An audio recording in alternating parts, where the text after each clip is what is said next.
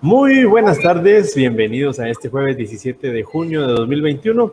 Es para mí un gran gusto darle la bienvenida a este espacio que se llama Valora tu Esencia, en el que valoramos eso que determina a una persona y que le hace ser tan singular y tan especial. Este espacio está creado para conversar con personas que trabajan por su éxito. Y hoy tengo el gran gusto de compartir con Fabiola Jurado, pediatra y neonatóloga. Trabajó en el Hospital Roosevelt, actualmente en el intensivo del Hospital de Especialidades Villanueva. Es una persona alegre, accesible, responsable, determinada, disciplinada y siempre dispuesta a ayudar al prójimo. Bienvenida, Fabiola. Hola, ¿qué tal están? Buenas tardes, mucho gusto. Un honor para mí estar aquí, ¿verdad? Compartiendo con todos ustedes. Pues bien, Muchas gracias. gracias. Gracias, bienvenida. Fabiola, un neonatólogo, según tengo entendido, es el encargado de diagnosticar y tratar enfermedades desde el nacimiento hasta los 28 años, 28 días. Y a partir de ese momento, la responsabilidad pasa a ser del Sí, pediatra. ¿Eso es así? ¿Así es? eh, sí, más o menos, ¿verdad? Pues bueno, te cuento un poco, ¿verdad? Amplianos un poquito Pues más me del tuve que tema. graduar. Ajá. Ok. Yo me tuve que graduar de médico, ¿verdad? Primero que todo, ¿verdad? Primero estudié mi carrera de Sí. medicina y posteriormente pues ya saqué mi especialidad en pediatría, ¿sí? Ya los que somos pediatras, pues decidimos si queremos seguir alguna especialidad más, ¿verdad? En mi caso, pues yo me fui por el área de los recién nacidos, ¿verdad? Entonces hice mi segunda maestría en neonatología, ¿verdad? Entonces sí, la neonatología es una subespecialidad que se dedica a los problemas de los recién nacidos, ¿verdad? Porque el recién nacido es muy diferente al niño y sobre todo al adulto, ¿verdad? Pero el recién nacido es un ser muy especial, ¿verdad? Muy delicado, muy frágil, ¿verdad? Entonces se necesita un entrenamiento extra, ¿verdad? No es que un niño después de los 28 días realmente pase al pediatra, ¿verdad? Uno pues lo puede seguir viendo, ¿verdad? Es más, hay unos bebés que son tan complicados y tan especiales, llamémosle, ¿verdad? Especiales en el momento de ser atendidos o de sus patologías que traen, que después de los 28 días uno lo sigue viendo, ¿verdad? Es más, en mi especialidad hemos tenido bebés que por ser tan prematuros, muchas veces requieren hospitalización de meses, ¿verdad? No solo un mes, sino no hemos tenido chiquitines de hasta de 6 meses, nosotros los seguimos viendo, ¿verdad? Los neonatólogos. Así es. Excelente, qué interesante. Todo esto es un mundo tan impresionante y tan rico, ¿verdad? Tú tienes la fortuna de tener ambas especialidades, Sí, así que podés darle seguimiento al historial del paciente en dado caso sea necesario, ¿verdad? ¿Qué te motivó a estudiar exacto. medicina? Ok, ¿Qué fue lo que te motivó a bueno. estudiar medicina? Desde que yo estaba en el colegio, ¿verdad? Yo siempre decía, yo si sigo una carrera, tiene que ser una carrera donde yo me involucre con la gente, ¿verdad? Yo realmente me gustaban mucho las matemáticas, lo que es la física, la química, me gustaba mucho todo lo que es de números, la verdad. Pero a la hora de ya estar haciendo algo de ejercer, yo decía, si yo estoy en un escritorio, en un computador todo el tiempo sin interaccionar con las personas, yo me muero. O sea, yo realmente necesito estar en contacto con la gente, ¿verdad? Entonces, es una manera que yo me siento bien. Realmente no tomo esto como algo que me canse o algo que me fatigue, ¿verdad? No, cuando yo estoy con las personas, puedo pasar mucho tiempo, ¿verdad? Aguanto, ¿verdad? Entonces, la medicina pues me llamó mucho la atención, ¿verdad? Sobre todo porque involucra mucho el aspecto de la ciencia, ¿verdad? El saber por qué pasa algo, ¿verdad? Entonces, desde ese punto, yo dije, no, pues vamos a probar con medicina, ¿verdad? Y me gustó. Al final de todo, me gustó bastante. Buenísimo. Buenísimo. ¿Y por qué esas dos ¿verdad? especialidades en particular? Ay, bueno, yo te voy a ser sincera, cuando yo entré a la carrera, yo creo que nos pasa a todos los médicos. Cuando nosotros entramos a la carrera y ya empezamos en nuestra práctica hospitalaria, pues empezamos a rotar por las distintas especialidades que existen. Vamos desde cirugía, medicina interna, que es quienes se especializan en adultos, ¿verdad? Pediatría, ¿verdad? Pasamos hasta psiquiatría, traumatología, y yo creo que conforme pasamos todas las especialidades, yo diría que todos mis compañeros, especialidad que pasamos, especialidad donde nos quisiéramos dirigir, ¿verdad?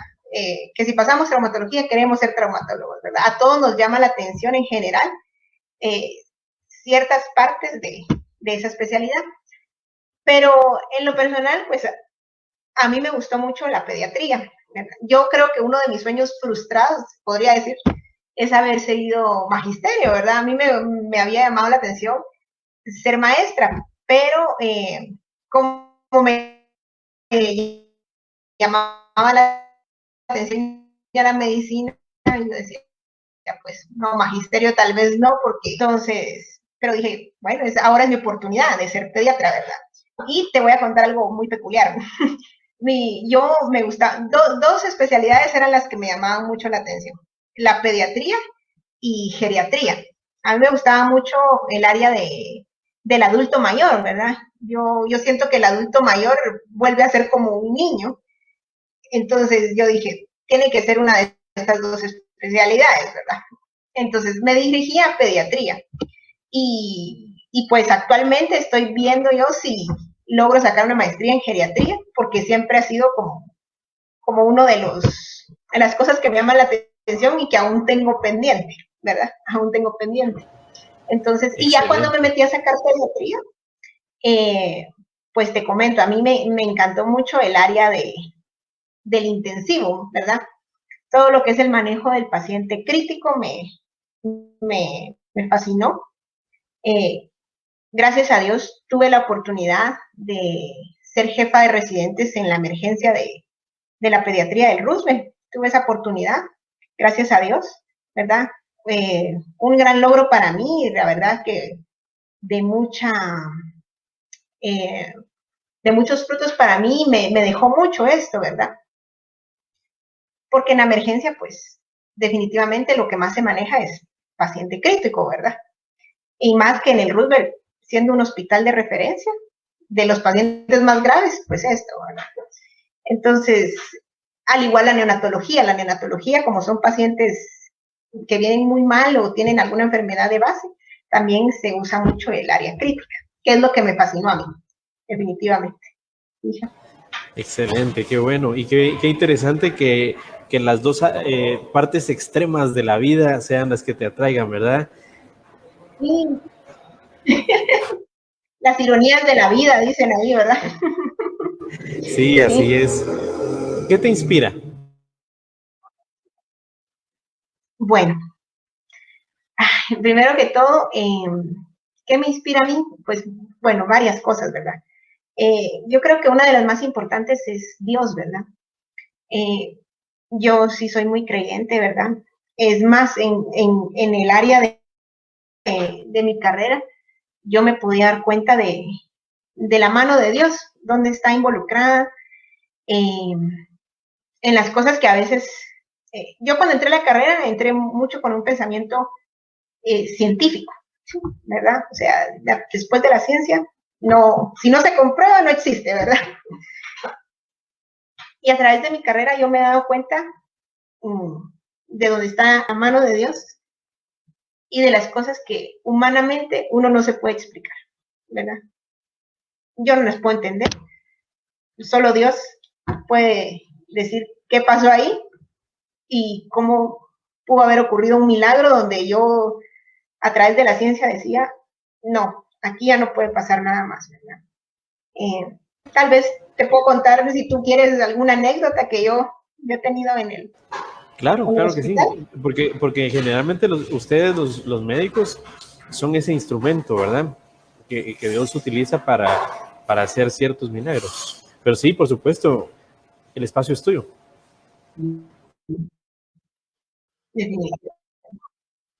Pues bien, me recuerdo que estando ya en mi especialidad en neonatología, tuvimos una referencia de un recién nacido que había nacido muy mal, ¿verdad? Muy mal.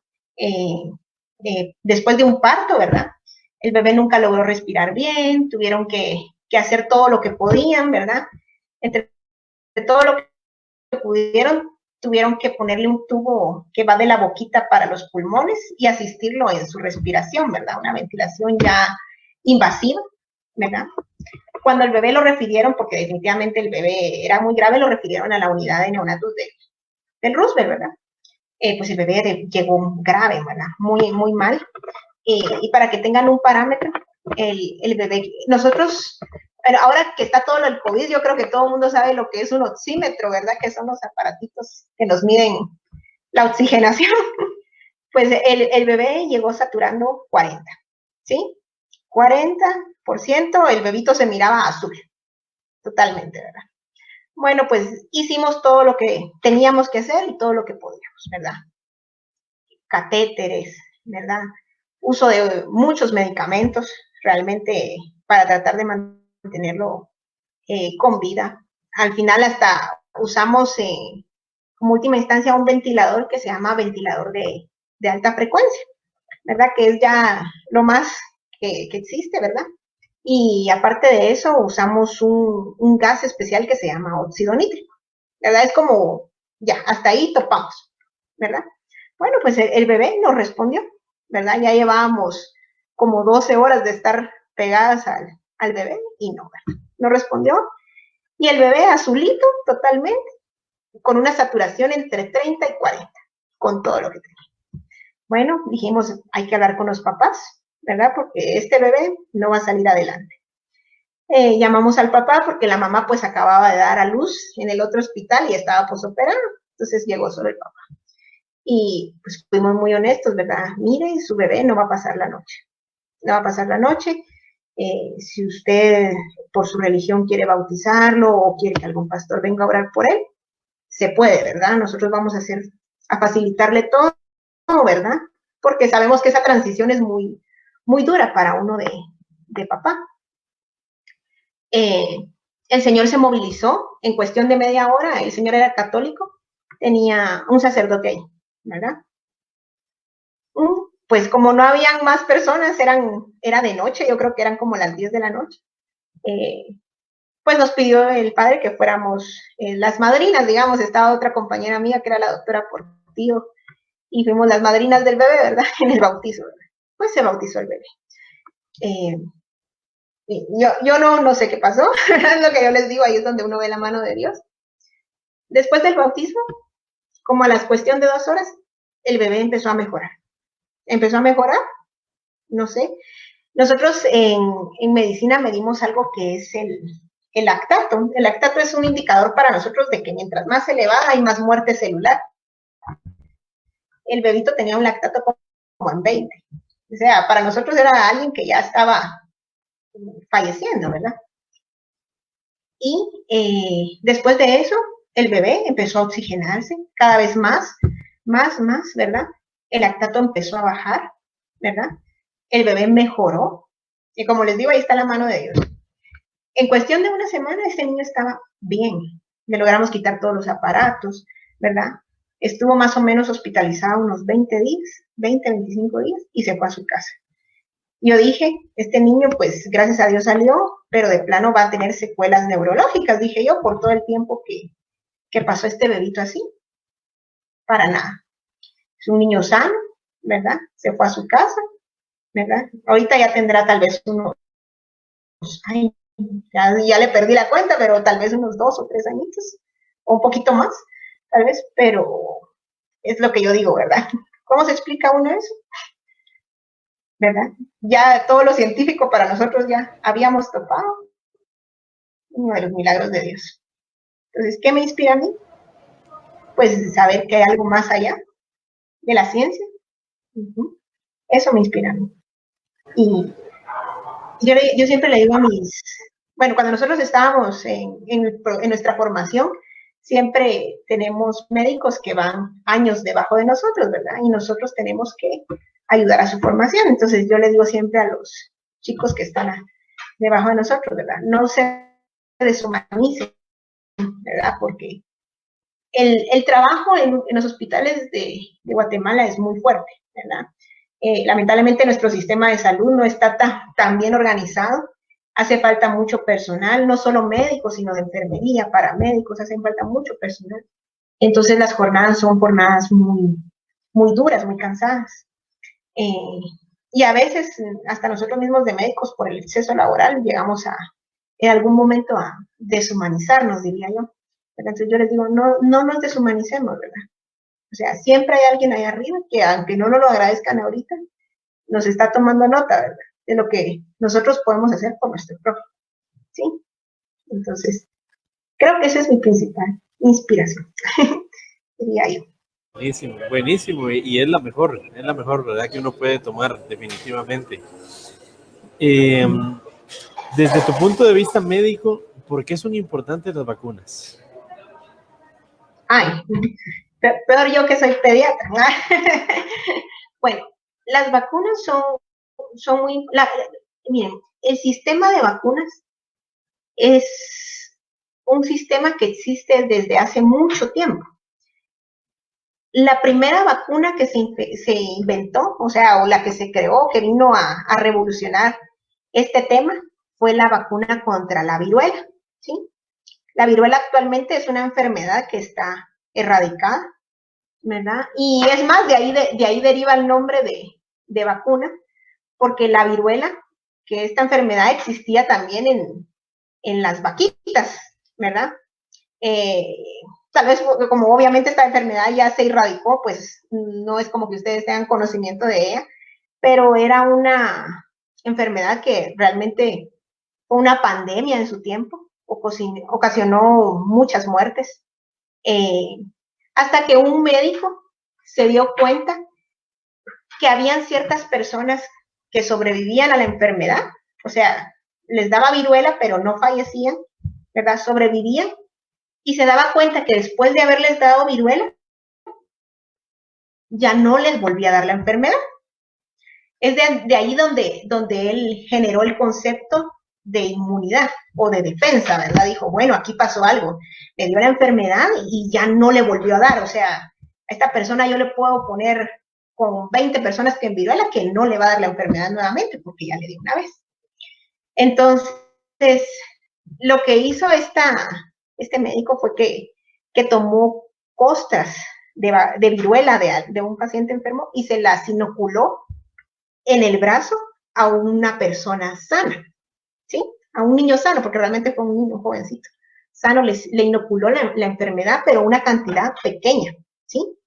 Después de eso, vio que la persona tuvo manifestaciones muy leves de la enfermedad y que ya después, al exponerse otra vez con más gente que viruela, no le daba la enfermedad. De ahí es de donde viene la historia de las vacunas, ¿verdad? Entonces, todos los pediatras creo que somos pro vacunas, ¿verdad? Porque es un mecanismo que existe ya desde hace mucho tiempo, que está formado o diseñado para prevenir enfermedades, ¿sí? O sea, una vacuna nos va a nosotros a dar protección contra otras enfermedades o va a estimular a nuestra inmunidad a que cree defensas para que no nos dé una enfermedad. O también hay algún concepto claro que tal vez me gustaría que, ya que nos están oyendo, aclarar, ¿verdad? Una vacuna no quiere decir que a mí nunca me va a dar la enfermedad.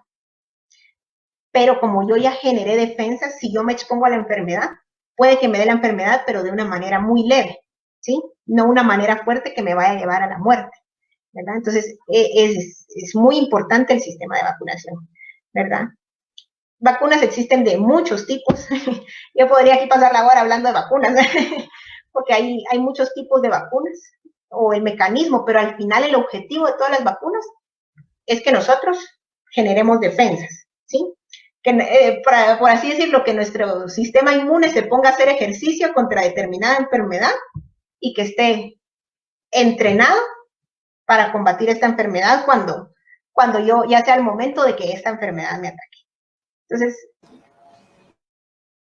las vacunas son muy, muy importantes porque nuestro país lamentablemente no tiene mucha cultura de vacunas, ¿sí? Casi todos le ponemos vacunas a los niños y cuando nosotros somos adultos nos olvidamos de vacunarnos, ¿sí? Eso nos pasa mucho. Llegamos a la adultez y ya no nos volvemos a poner ninguna vacuna cuando no es así. Así como existe un calendario de vacunas para los niños chiquitos, existe un calendario de vacunas para los adultos, ¿verdad? Mayores de 19 años. La CDC, que es, digamos, donde nosotros nos basamos los médicos, tiene un calendario de vacunas de los 0 a 18 años y de los 19 años para arriba. Entonces, por eso les digo, es muy importante. Nosotros como adultos tenemos un esquema de vacunación que cumplir, que muchas veces no se hace, ¿verdad? Pero sí deberíamos. Buenísimo. ¿Y perteneces a una asociación que se llama Vacuna S.A.?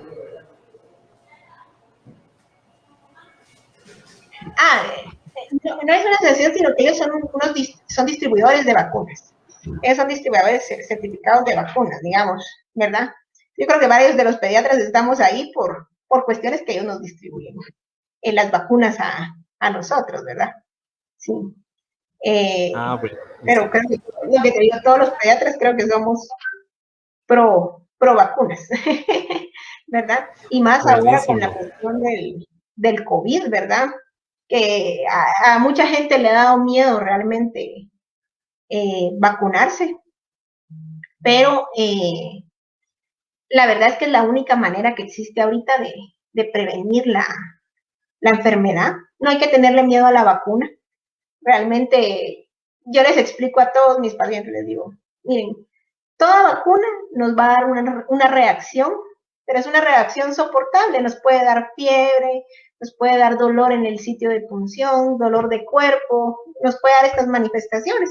Es más, a los niños chiquitos les pasa, ¿verdad? Yo les digo, recuérdense cuando ustedes vacunaron a sus hijos, ¿verdad? Cuando ustedes vacunaron a sus hijos, hasta les dejaban, ahora le va a dar acetaminofén, ahora le va a estar dando pañitos húmedos donde le pusieron la vacuna, porque genera dolor, ¿verdad? Definitivamente. Pero esto es algo transitorio, ¿verdad? O sea, esto no es algo muy leve si comparamos todos los efectos y los costos de una enfermedad que se está previniendo. Sí. Gracias por tu información, gracias por tu valioso aporte. ¿Qué es lo más bonito de ser neonatólogo? Ay, de ser neonatólogo hay un montón de cosas lindas. Bueno, yo creo que de las cosas más bonitas es uno ver cómo un ser tan pequeño, tan frágil, tan indefenso puede ser un gran luchador. De verdad, o sea, uno se lleva sorpresas. Nosotros hemos tenido bebés súper pequeños, ¿verdad? Tuve un bebito una bebé, porque es nena, de 500 gramos, súper pequeña, 500 gramos, y nació muy mal, con muchas dificultades, ¿verdad? Para pulmones inmaduros, intestino inmaduro, cerebro inmaduro, todas las de perder, definitivamente, ¿verdad? Sacar un bebito de estos adelante cuesta mucho. Esta chiquita, campeona, la verdad, una luchadora, ¿verdad? Luchadora completa. Entonces eso es una de las cosas más bonitas, ver cómo un bebé tan pequeñito, tan frágil, puede luchar tanto, ¿verdad? Este es un ejemplo, ¿verdad? Una bebita de 500 gramos que yo tuve, que actualmente, pues ya es una nena, ella tiene 4 años, ya creo que va para cumplir 4 este año. ¿Cuál ha sido el reto más grande al que te has enfrentado durante toda tu carrera?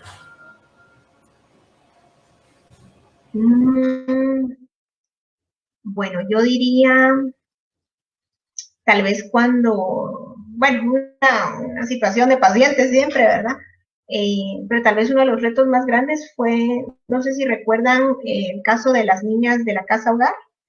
Eso fue como en el 2019, si no estoy mal, ¿verdad? Sí, 2019. Eh, pues la verdad yo creo que ninguno de todos los médicos, porque al final involucró a todo el hospital, estaba preparado para recibir a estas nenas. Bueno, señoritas, porque ya eran un poquito más grandecitas estas chicas, eh, ¿verdad? Por esas lesiones tan terribles que tuvieron, ¿verdad? A nosotros, me recuerdo que ese día solo nos llamaron y nos dijeron, miren, vamos a llevar unas niñas que sufrieron unas quemaduras pequeñas, ¿verdad?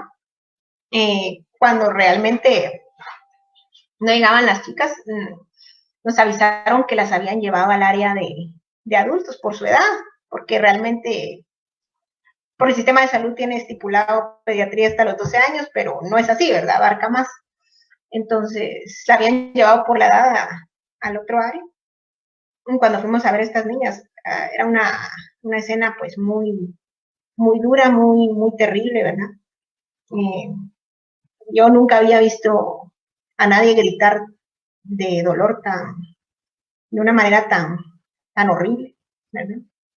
Y pues habían nenas que estaban, la verdad, con heridas demasiado graves, que nosotros sabíamos que no iban a salir adelante, eran quemaduras muy extensas. Pero recuerdo que en ese momento nosotros tomamos 4 de las niñas que tenían más quemaduras, y como estaba colapsada la emergencia porque el volumen de pacientes era muy grande, yo creo que San Juan de Dios también estuvo eh, con una escena igual que nosotros. Estas 4 niñas, bueno, fueron más pacientes, pero yo me refiero a ellas porque eran de las más grandes. Yo iba con otra compañera y le dije, mira, llevémonos a pediatría, aquí ya no podemos hacer nada por ellas, llevémonos a pediatría, estas niñas necesitan estar en el intensivo.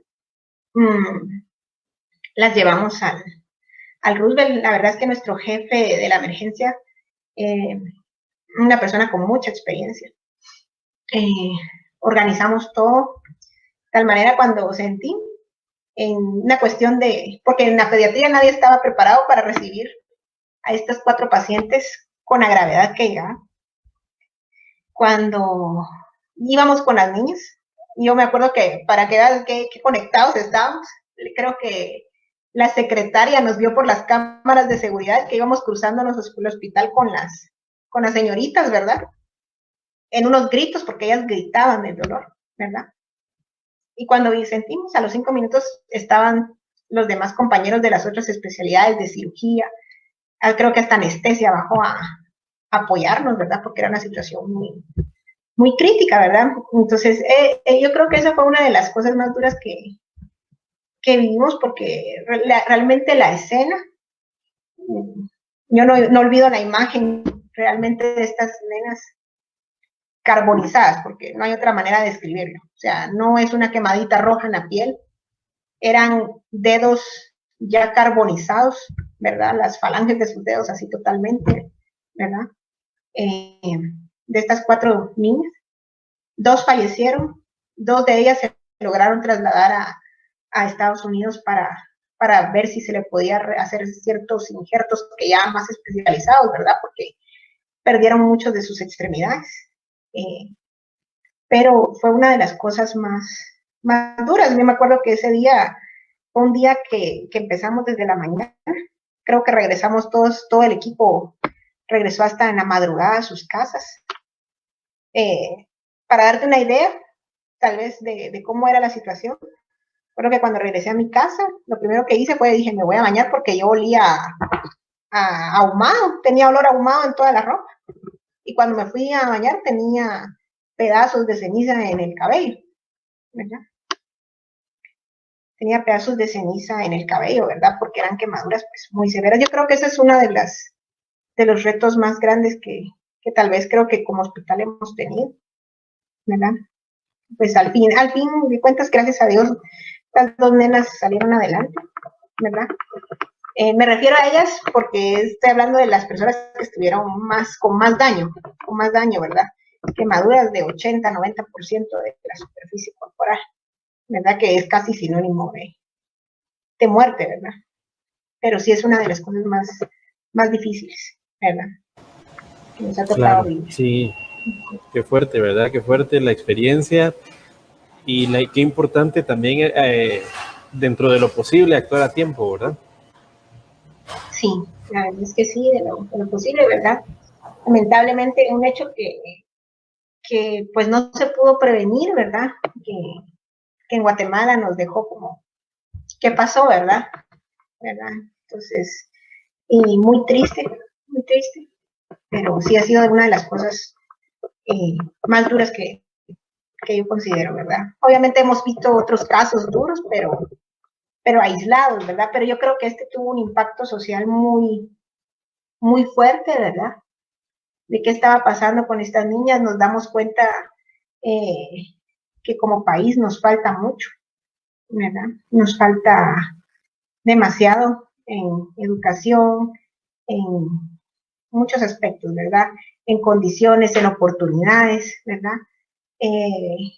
Pues al final las mismas chicas que estaban no tan heridas, digamos, nos contaban su versión de los hechos y nos dice, ¿qué pasó ahí, verdad? O sea, nos damos cuenta de tantas deficiencias, ¿verdad? Y que no todos, lamentablemente, tenemos las mismas oportunidades. Y tristemente estas nenas, pues todo lo que les pasó fue, considero yo que en parte consecuencia de la falta de oportunidades que ellas han tenido en su vida, ¿verdad?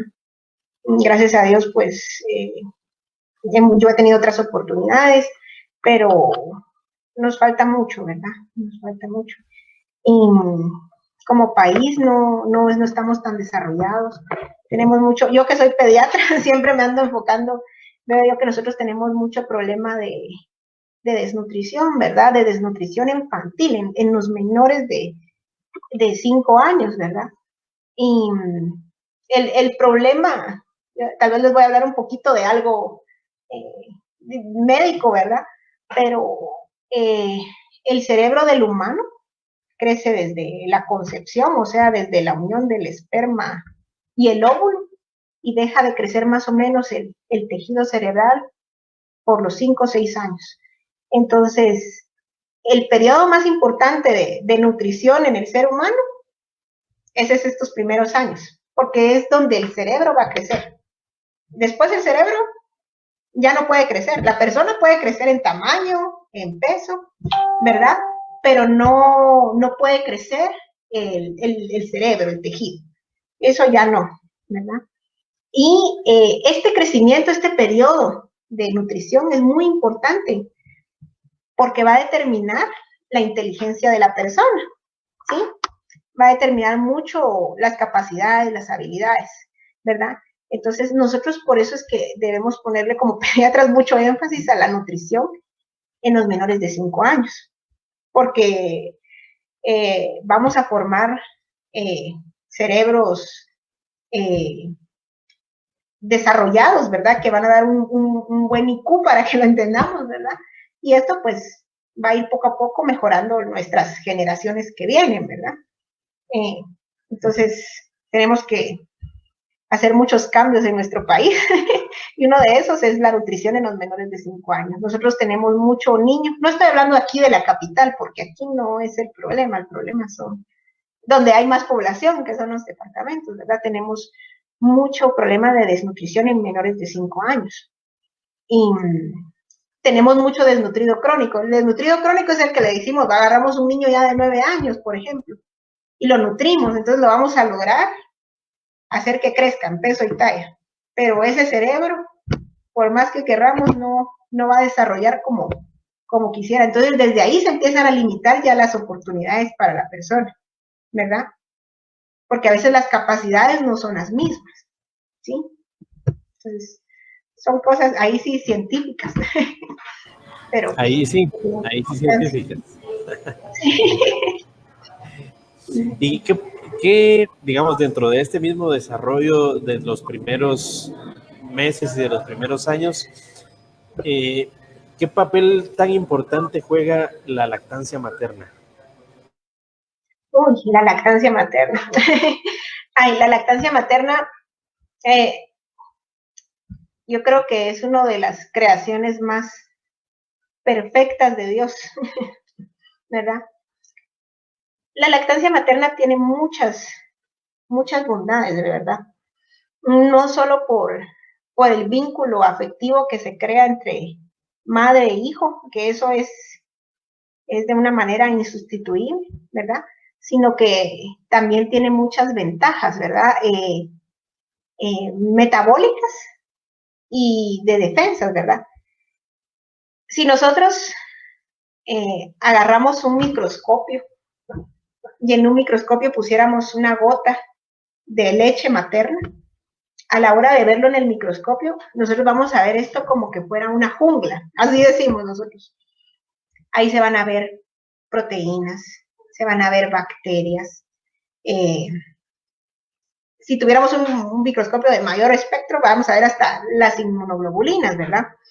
La lactancia materna es un tejido vivo, le llamamos nosotros, no es solo un alimento, ¿verdad? Gracias a Dios, digamos, a través de la lactancia, la madre le pasa algo que se llaman inmunoglobulinas al bebé. Entonces, el bebé adquiere todas estas inmunoglobulinas que son como defensas, ¿verdad? Básicamente es como darle una vacuna al bebé a través de la leche, ¿verdad? Darle una vacuna a través de la leche que lo va a proteger durante casi todo el tiempo que el bebé esté recibiendo lactancia, ¿sí? Entonces, la lactancia materna es una gran cosa, ¿verdad? Nosotros con los prematuros, los bebés que son muy chiquititos, teniendo un intestino tan inmaduro, la verdad es que darle una fórmula, una leche, es algo que, bueno, a veces lo tenemos que utilizar, ¿verdad? Porque no nos queda de otra, ¿verdad? Pero corre mucho riesgo cuando damos una fórmula. Cuando damos lactancia materna, los bebés salen adelante un poquito más porque les estamos pasando defensas. Los bebés prematuros, sus defensas son nulas, no tienen, ¿verdad? Pero mediante la lactancia materna nosotros podemos nutrirlos de esa manera y defenderlos, ¿verdad? Y proteger ese intestino que es tan frágil. En los hospitales, pues casi todos, la mayoría tienen implementados bancos de leche, ¿verdad? Donde las mamás van a donar su leche, ¿verdad? O a dejar su leche para sus bebés que están ingresados, ¿verdad? Y a veces utilizamos la donación porque nos pasa, ¿verdad? Hemos tenido mamis que no tienen producción cuando la necesitan, ¿verdad? Porque acaban de tener la cirugía, tantas cuestiones médicas que pueden hacer que uno no produzca como mamá. Pero otras mamis hay otras mamás que tienen la bendición de producir mucha leche. Entonces estas mamis, esa leche que tienen se somete a un proceso donde hacemos la leche viable para que otros bebés la puedan recibir, ¿verdad? Pero ese vínculo que se forma entre la mamá y el bebé los ayuda mucho, ¿verdad? Te cuento este caso de la bebé que tuvimos de 500 gramos. Era una bebé tan pequeña, ¿verdad? Y estuvo tanto tiempo conectada en el tubo y el ventilador que a ella lo que nosotros hacíamos hay alguna técnica que se llama el plan canguro, ¿verdad? Que nosotros a los bebés que son muy chiquitos se los ponemos a las mamás contacto piel a piel. Casi siempre lo hacemos con los bebés que están más estables. En este caso, esta bebita tan chiquita, para sacarla adelante, con todos los aparatos que tenía. Nosotros por molestar decíamos que parecía arbolito de Navidad, porque tenía cable por aquí, tubo por aquí la bebé, conectada totalmente.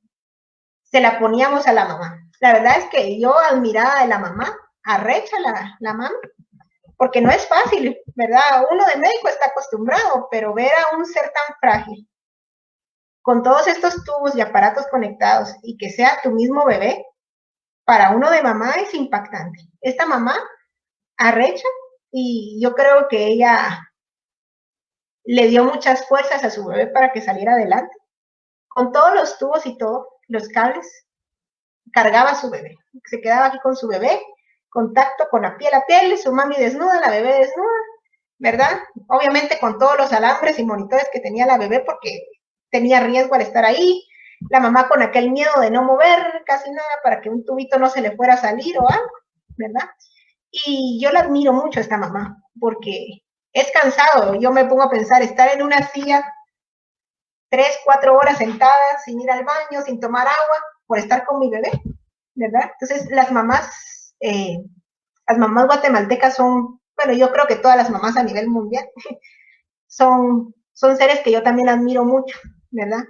Yo no soy mamá por el momento, pero yo admiro mucho a estas mamás. Son unas mujeres luchadoras, fuertes, tenaces, de mucha entereza, ¿verdad?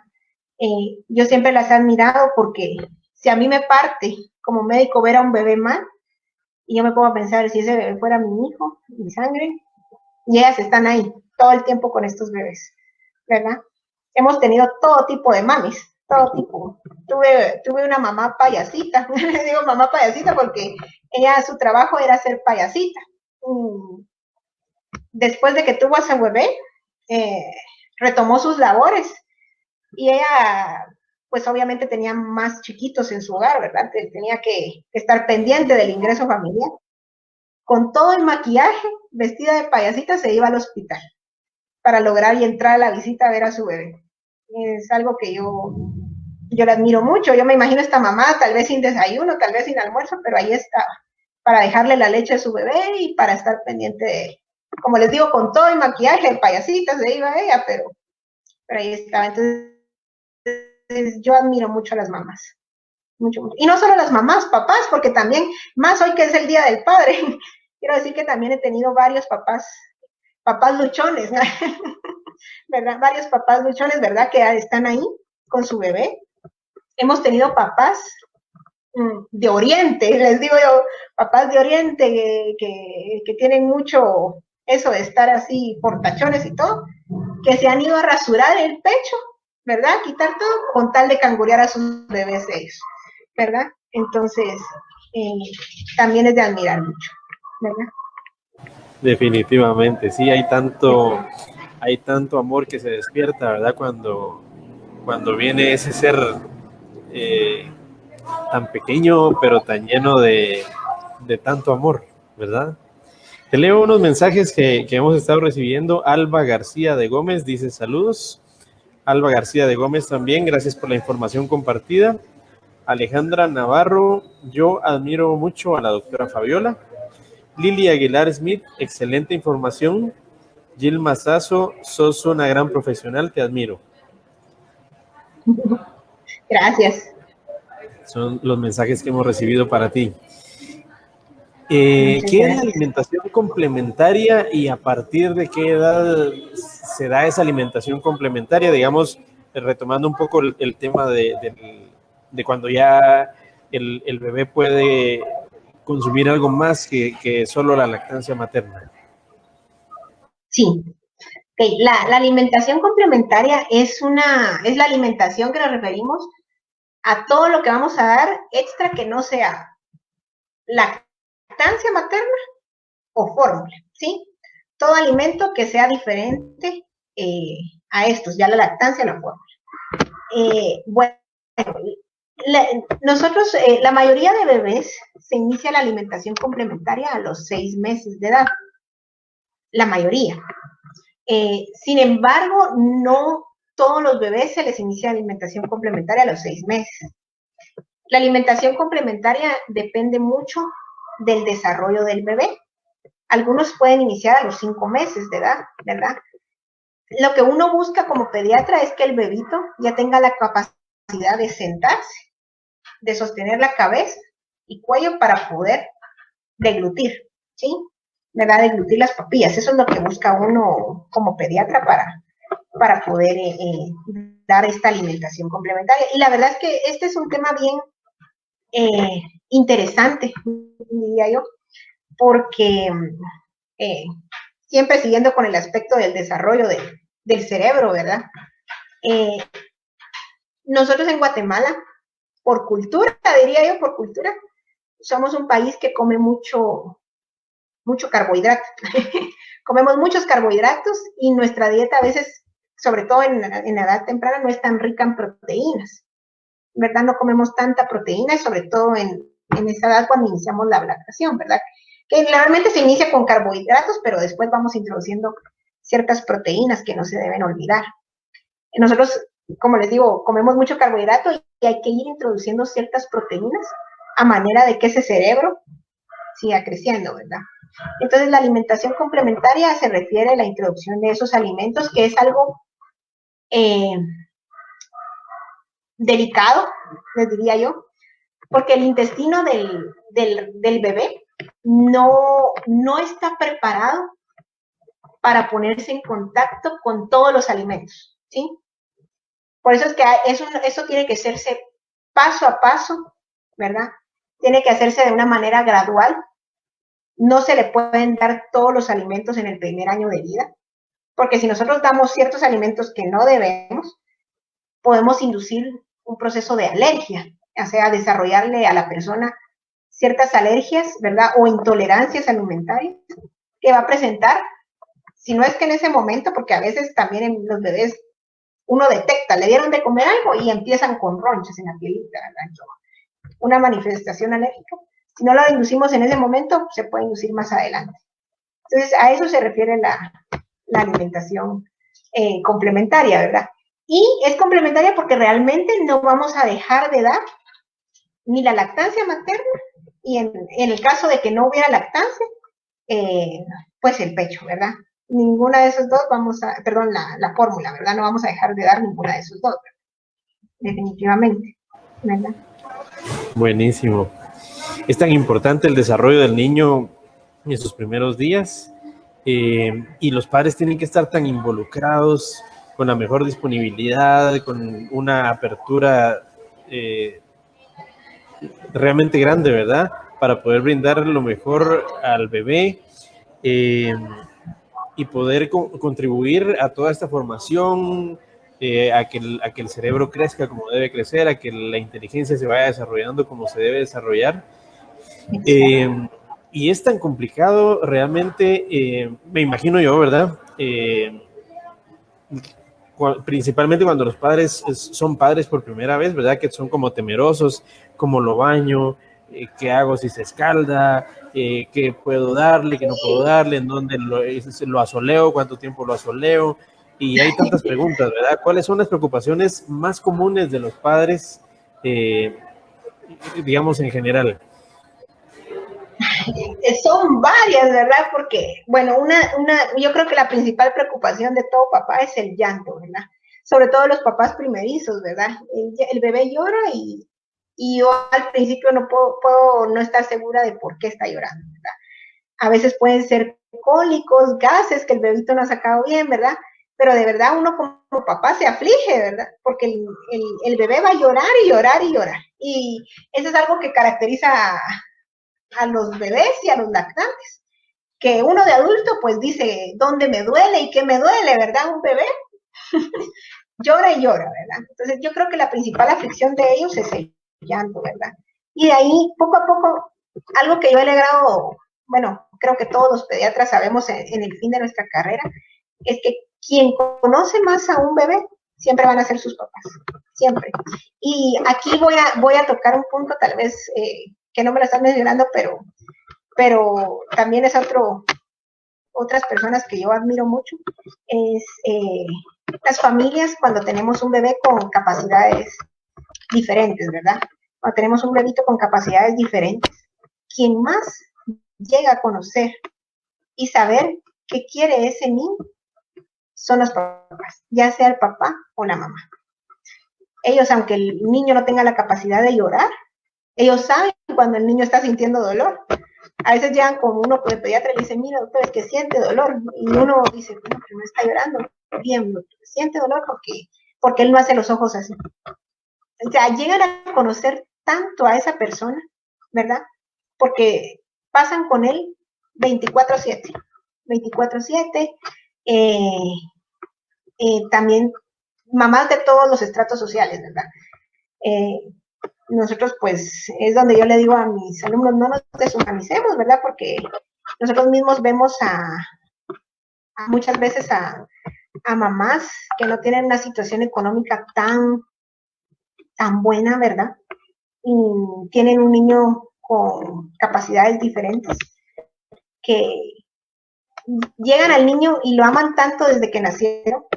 Ese niño a veces tiene 18 años y la señora llega al hospital con su niño en la espalda, cargándolo.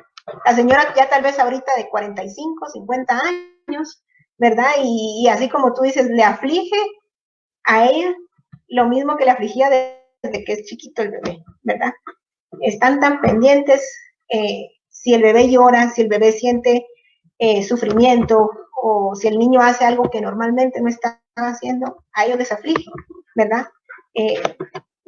Estos papás se preocupan 100 veces más por los niños que por ellos mismos, ¿verdad? Y son las situaciones que nosotros vemos en los hospitales, ¿verdad? Ahí pasan las mamás o los papás, días sentados a la par de sus bebés sin dormir, y ahí están hasta que el niño se vaya a la casa, preocupados, ¿verdad? Entonces, es mucho de admirar, y cabal, hoy que es el Día del Padre, más que todo felicitar a los varones, ¿verdad? A los papás de Guatemala, que dan tanto por sus hijos, ¿verdad? Definitivamente. Así es. Te leo otros mensajes que han ingresado. Dice César Augusto Tzoc, sos increíble ser humano y excelente profesional. Alba García de Gómez, excelente profesional la doctora, me ha apoyado muchísimo con mis hijas y estamos muy agradecidas con ella. Un corazón. Y Alba García de Gómez nos podría contar su punto de vista con relación al método BLW. Bueno, el método BLW es donde nosotros vamos a dejar que el niño vaya pidiendo a demanda sus necesidades, ¿verdad? Tanto de desarrollo como alimenticias, ¿verdad? No forzarlo, ¿verdad? A una dieta, por así decirlo, ¿verdad? Sino a que nosotros vayamos dejando que él vaya interaccionando con las cosas que él quiera, ¿sí? ¿Verdad? Bueno, no precisamente este método, pero yo siempre, parte del desarrollo de los niños, por ejemplo, yo les digo a las mamás, ¿verdad? Dejen que el niño explore. O sea, para el niño todo es nuevo, ¿sí? O sea, el niño todo es nuevo, desde la textura de los alimentos, ¿ya? Hasta el sabor, ¿verdad? A veces las mamás me dicen, mire, pero yo le di tal alimento y lo sacó con la lengua. Entonces yo le digo, no, deje que lo vuelva a saborear, porque realmente, bueno, nosotros ya de adultos ya lo vemos de una manera diferente, pero para un lactante que está empezando, ¿verdad? A percibir sabores, a activar su motricidad, porque todo lo que son los reflejos, el agarre, todo esto que él no tenía, ahora lo está poniendo en práctica, ¿verdad? Es más, por eso a veces uno de mamá dice, pero me tiró toda la comida, ¿verdad? Pues es normal, es parte de, ¿verdad? Entonces los niños experimentan y tocan. Tanto que ahora venden ya, bueno, de todo hay en los mercados ahora, ¿verdad? De productos para bebés, pero hasta venden unos platitos que se pegan a la mesa, pues para evitar estas cosas, ¿verdad? Para que solo huele la comida y no los platos. Entonces, pero sí es un buen método ir explorando, dejando que los niños vayan poco a poco supliendo sus demandas, ¿verdad? De lo que a ellos les interesa, ¿verdad? Buenísimo. ¿Puedes contarnos cómo es Fabiola la persona? Por supuesto. Bueno, pues yo la verdad me considero, gracias a Dios, una persona pues la verdad bastante alegre. Yo creo que me río mucho, la verdad, me río mucho, a pesar de mi carrera, ¿verdad? Y todo, obviamente sí, cuando tengo que ser seria, soy una persona muy seria, ¿verdad? Pero gracias a Dios, creo que Dios me ha dado paciencia, paciencia sobre todo porque a veces es lo que más necesitan los pacientes, ¿verdad? Necesitan realmente contar todo lo que ellos sienten, y no solo a veces son molestias físicas, sino también emocionales, podría decir yo.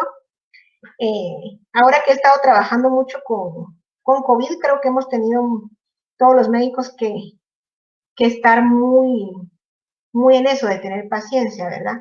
Y de saber escuchar y de tener empatía. Entonces, gracias a Dios, creo que pues yo he tenido la capacidad de sentir empatía con los pacientes, ¿verdad? Porque pues todos, la mayoría de pacientes que están en el área de intensivo, ¿verdad? Que es donde yo trabajo también con el COVID, pues ha de haber ahí, siempre no es solo una persona de la familia la que está infectada, sino que fueron varios, ¿verdad? Entonces es una situación bien difícil como núcleo familiar. Como núcleo familiar es una situación muy difícil, que hasta se viven conflictos de culpa, de que si tú infectaste a quién o qué, o por qué no lo trajiste antes, cuestiones así, ¿verdad? Y gracias a Dios me ha dado, pienso yo que una de las cosas que yo tengo es pues paciencia, empatía y en situaciones así tal vez tengo esto de poder calmar a las personas, pues de hacerlas comprender que en este momento pues nadie tuvo la culpa, ¿verdad? De lo que está pasando, ¿verdad? Me gusta hacer deporte, entre otras cosas me gusta hacer deporte. A veces no me da mucho tiempo, pero antes, cuando era joven, sí lograba yo practicar más deporte, ¿verdad? Pero son una de las cosas que me gusta hacer bastante, ¿verdad? Me gusta estar aprendiendo, me encanta estar aprendiendo, mientras más cosas pueda aprender, mejor, ¿verdad? Excelente. Sí, ¿Alguna faceta no me canso, artística? trabajo bastante. Ay, artística. Ay, yo creo que no soy tan artística. Pero el dibujo no se me da tan mal. Me gusta dibujar. La verdad es que creo que eso era uno de mis pasatiempos anteriores. Me gustaba mucho lo que es el dibujo, colorear y todas estas cuestiones. Pero para serte sincera, ahora con el trabajo y todo, me cuesta hacer esto que antes, la verdad es que me gustaba mucho, ¿verdad? Esa sería mi faceta artística, ¿verdad? Uh-huh. Y Buenísimo. el deporte no. Creo El que mi deporte. deporte favorito es el ¿Tu fútbol. deporte favorito? El fútbol, en el colegio yo jugaba fútbol con mis compañeras, ¿verdad? Éramos parte del equipo y todo. Me encanta practicarlo, ¿verdad? Ahora por el tiempo, pues me cuesta mucho ver partidos y cosas así, pero me gusta practicarlo. Y actualmente, pues me cuesta también sacar tiempo, pero las veces que se puede, pues ahí vamos, ¿verdad? Buenísimo. Fabiola, se nos fue el tiempo. Ha sido realmente un enorme gusto poder compartir contigo, poder recibir de ti tanta información de valor y tantas cosas importantes, interesantes, que realmente no nos alcanzarían ni 3 horas para platicar, pero esto ha sido por lo menos una pincelada de tanto conocimiento que tú tenés y ha sido un gran aporte para nosotros. Te lo agradezco mucho. Gracias por tu disponibilidad, gracias por tu tiempo, gracias por tu buena disposición. Quisiera que cerraras con un mensaje que tú quisieras dar, que te nazca, que nos digas también tus metas a corto, mediano, largo plazo, tus redes para los que te quieran seguir y con eso pues nos despediremos. Ok, bueno, no, primero que todo, gracias por la oportunidad también y por el tiempo de compartir con ustedes, ¿verdad? Eh, segundo, pues quisiera, antes de que nos vayamos, desearle un feliz Día del Padre a todos los papás de Guatemala, ¿verdad? Y tal vez una frase, pues algo que, que me motiva a mí, ¿verdad? Bueno, es recordar siempre lo que yo le decía a mis alumnos, ¿verdad? No nos deshumanicemos como sociedad nunca, ¿verdad? Creo que estamos en una época donde todos incluyo, andamos muy combativos, siento yo, hasta en las calles, porque alguien le bocina a alguien, ya estamos peleando, ¿verdad? Y nos hemos deshumanizado, cosa que yo recuerdo en mi infancia, que no era así. Creo que antes éramos más humanos. Antes uno iba por las calles caminando, había saludos todavía, interacción entre las personas, hasta los vecinos de las colonias. Estamos en una época muy difícil, ¿verdad? Muy difícil con pandemia, ¿verdad? Y nos hemos deshumanizado. Creo que es algo que tenemos que recordar y no olvidar, ¿verdad? Creo que en el servir al otro está la alegría del ser humano, ¿verdad? Entonces tenemos que estar dispuestos a servir siempre a nuestro prójimo, ¿verdad? Y con eso quisiera, pues, finalizar mis metas. Pues ahorita, pues continuar, ¿verdad? Toda mi carrera, ¿verdad? Como neonatóloga, ¿verdad? Seguir en la atención de los recién nacidos y pues en este momento pues concluir con el otro estudio que estoy realizando sobre el adulto mayor, ¿verdad? Que es en algo que ya estoy ahorita pues involucrada, ¿verdad? Finalizar este estudio, ¿verdad? Y pues básicamente esas serían mis metas por el momento, ¿verdad? Y continuar con mi labor, ¿verdad? La verdad es que me encanta mucho ahorita el poder ayudar sobre todo al paciente crítico con coronavirus, ¿verdad? Porque hubo mucho temor, la verdad es que hubo mucho temor cuando empezó la enfermedad por parte de todos los médicos. Creo yo me involucro también en que hubo miedo para atender a estos pacientes. Dios me dio la oportunidad de estar desde que inició el Parque de la Industria, que fue una tarea, pues, cuando recién inició bastante dura. Éramos muy pocos médicos cuando empezamos y creo que muchos pacientes, ¿verdad? Pero gracias a Dios tuve esa oportunidad de servir y pues, básicamente, eso, ¿verdad? Excelente. Y antes que te vayas, te voy a leer los últimos mensajes que hay para ti. De Ilma Rojas: bendiciones, Fabi, eres increíble como persona y como profesional. Alejandra Navarro: ¿cuál ha sido el momento más satisfactorio de su carrera? Henry Roquel: saludos, doctora Jurado. Astrid Barrientos Sabino: saludos, Fabi, se te quiere y se te admira mucho. Muchas gracias a todos y también saludos a todos. La pregunta, ¿cuál era? Perdón, Jorge Mario. La pregunta era: ¿cuál ha sido el momento más satisfactorio de tu carrera?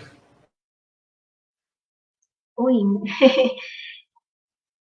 bueno, ¿cuál ha sido el momento más satisfactorio de mi carrera? Bueno, yo creo que gracias a Dios he tenido varios momentos satisfactorios, pero tal vez de lo que me llena más a mí es cuando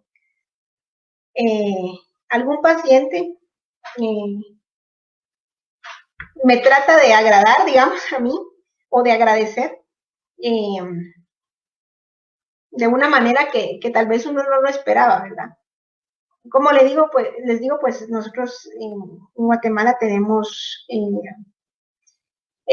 gente de todos los estratos económicos, ¿verdad? Y la gente más humilde es la que a veces lo agrada más a uno. Pues les voy a poner un ejemplo. Tengo una paciente que tuve la oportunidad de atenderla, ¿verdad? Una paciente, una mamá con lupus, enfermedad tiroidea, muy mal ella, la verdad, de su salud, y su hija también, ¿verdad? Estaba cursando con enfermedades muy similares, estaban en una situación muy crítica, el esposo de ella y el papá de la nena, ¿verdad? Y de los niños, porque eran varios, estaba en ese momento preso, entonces muchas dificultades económicas, ¿verdad? Gracias a Dios, en la institución donde estaba trabajando en ese momento, pues logramos hacer varias cosas para ayudarlos con la medicina y todo lo que no podían costear. Más que cabal, aquí tengo uno de los regalos que me dio ella. Como a las 2 semanas llegó ella a la clínica y viene y me dio, aquí lo tengo cabal, y me dio esta cajita, ¿verdad? Su esposo, desde la desde la cárcel, él, la única manera que tuvo o quiso realmente de agradecerme es hacer esa cajita que él mismo hizo con sus manos, pues desde su encierro, ¿verdad? Entonces son cosas que a uno pues lo llenan mucho, ¿verdad? Pues son cosas, hay varias historias. Sí, sí, sí. La gratitud de las personas, ¿verdad? Es increíble, con cosas tan sencillas lo pueden llenar a uno, ¿verdad? Te leo el último que ingresó, Ale de Hidalgo. Tuve la oportunidad de trabajar con Fabi, una excelente persona y profesional, súper entregada a sus pacientes, los babies del Roosevelt. Ah, tan linda, gracias. Fabiola, ha sido un enorme gusto compartir contigo y agradezco a todos por haber estado pendientes de este espacio que se llama Valora tu Esencia, en el que valoramos eso que determina a una persona y le hace ser tan singular y tan especial. Este es un espacio creado para conversar con personas que trabajan por su éxito. Gracias, Fabiola, por tu tiempo, gracias por tanta información, gracias por compartirnos tus experiencias, tus vivencias y tanta cosa importante que aprendimos hoy de ti. Muchísimas gracias y a todos ustedes también gracias por habernos escuchado. Nos vemos en una próxima. Muchas gracias. Adiós.